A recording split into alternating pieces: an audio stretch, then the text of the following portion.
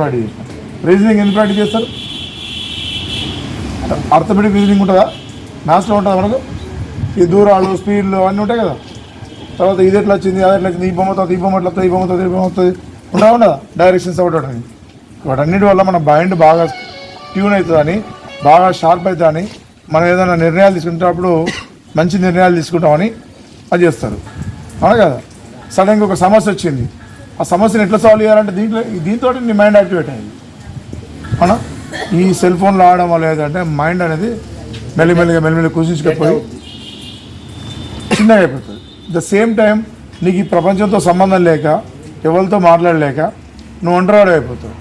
నువ్వేమనుకుంటావు అంటే నాకు ఇది చాలా, అదొక ఆనందం అన్నట్టు, ఒక డిఫరెంట్ టైప్ ఆఫ్ ఆనందం. అంటే గుర్తుంచుకో, ఒక్కొక్క ఆట వల్ల ఒక్కొక్క రకమైన మైండ్లో మన హార్మోన్స్ ఉత్పత్తి అవుతుంది. మనం ఆలోచించే ఆలోచనలు. కోపంగా ఉన్నప్పుడు కోపానికి సంబంధించిన హార్మోన్స్ ఉత్పత్తి, ఇంకా కోపం వస్తుంది. అవును కదా? సంతోషంగా ఉన్నప్పుడు సంతోషకరమైన అవుతుంది. ఒంటరిగా ఉన్నప్పుడు ఒంటరిగా. మన హార్మోన్స్ మన బాడీని ఎట్లా మనం ట్యూన్ చేస్తే అట్లా అవుతుంది. సో అట్లాంటి ఆటలు ఆడకండి. ఓకే? ద సేమ్ టైం గంజా ఎవరైనా ఉంటే మీరు చేంజ్ చేయాల్సిన బాధ్యత మీకు ఉంది. అవునా కదా? చూడు, మీ అమ్మ వాళ్ళు ఎంతో కష్టపడి ఈ స్థాయికి తీసుకొచ్చారు. అవునా? ఇప్పుడు నేను ఇంటికి పోయడానికి మధ్యాహ్నం పూట మీ దగ్గరికి ఎందుకు రావాలా? నాకేం అవసరం?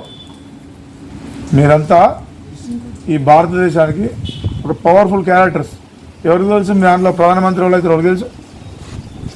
పేరు నవ్వుతున్నారా? అవునా కదా?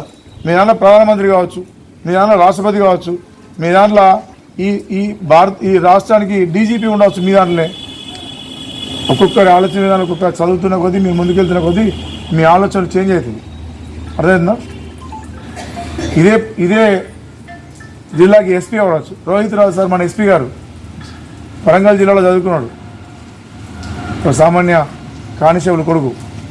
ఇప్పుడు మన జిల్లాకి ఎస్పీ, మన రాష్ట్రంలో ఒక సుప్రీం ఆఫీసర్, అంటే పవర్ఫుల్ ఆఫీసర్ ఆయన. అంతేనా? మరి పబ్జీ గేమ్ ఆడడం వల్ల ఏమొస్తాయి? ఏదో గేమ్, ఫ్రీ ఫైర్, దానివల్ల ఏమైనా నాలెడ్జ్ ఇంప్రూవ్, దానివల్ల ఏమైనా నాలెడ్జ్ వస్తుంది? చెప్పినారు మీరు చెప్పండి. ఒక నాలెడ్జ్ వస్తుంది. ఇప్పుడు మీరు పబ్జీ గేమ్ ఆడడం వల్ల ప్రపంచంలో దీన్ని జయించవచ్చును, మీరు లేకపోతే ఫ్రీ ఫైర్ గేమ్ ఆడడం వల్ల మీరు సాధించవచ్చు అని చెప్పి ఉన్నారు. అట్లా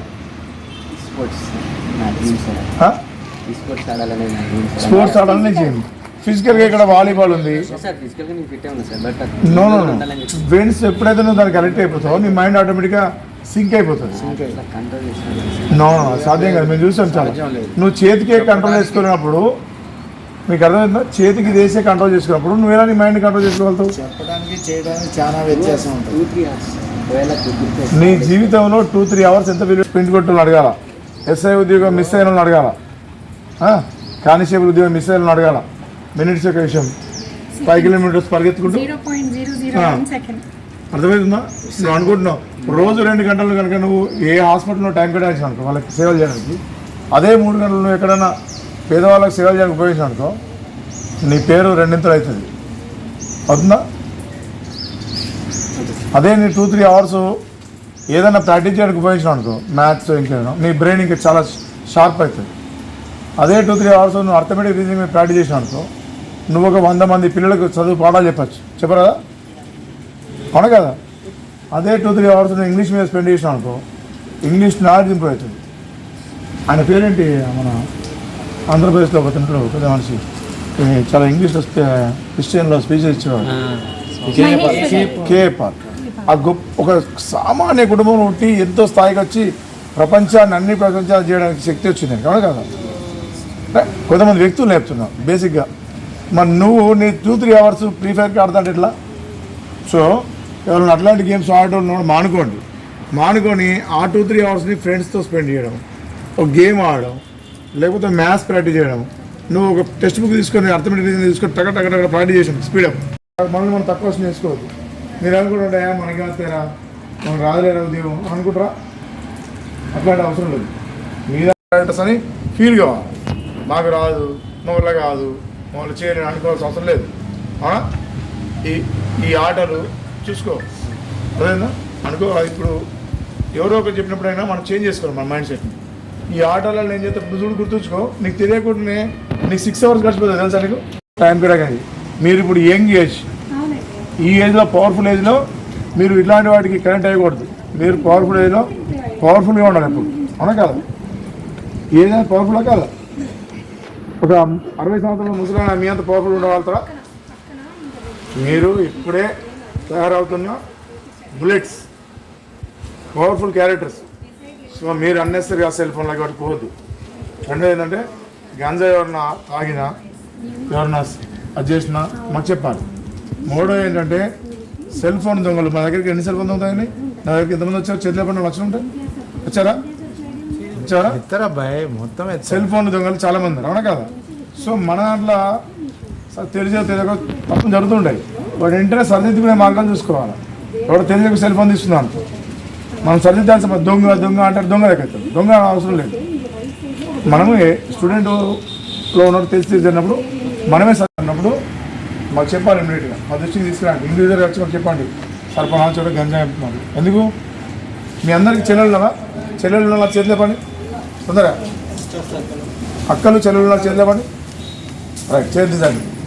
చూడండి, మన చెల్లె అంటే మనకి ఎంత ప్రేమ.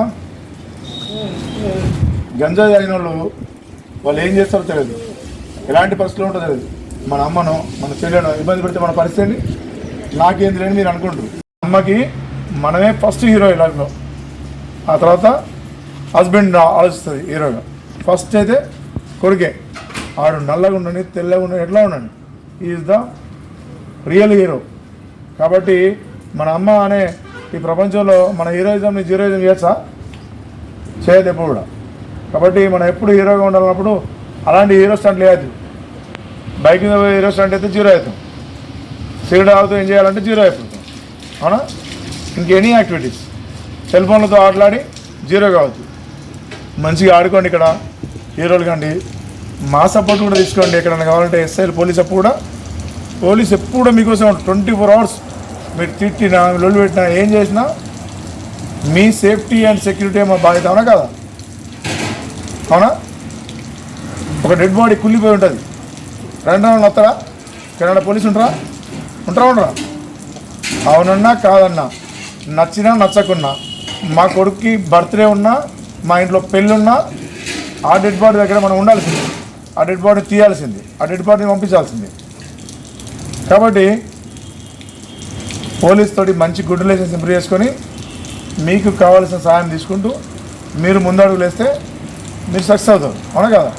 మీరు అంటే మీరు ఉన్నత స్థాయికి వెళ్ళేటప్పుడు వేసే నిత్యంలో పోలీసులను కూడా ఒక స్టెప్గా వాడుకోవచ్చు. ప్రతి ఉద్యోగిని ఒక స్టెప్లో వాడుకోవచ్చు. అట్లా చేసుకుంటూ ముందుకెళ్ళాలి.